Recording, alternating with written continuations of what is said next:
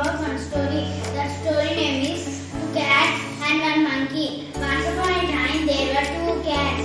They were good friends. They got a piece of bread. While sharing, they made big and small pieces. So they began to fight for the bigger piece. At the same time, the monkey saw them fighting. The monkey said, "I will share it equally."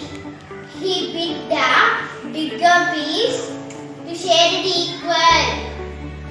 Again it bit the other bigger piece to share it equal. Bit by bit, it ate whole bread. And went away happily. The poor cats lost the bread. Moral of the story: we must learn to share what we have. Thank you for giving this wonderful opportunity.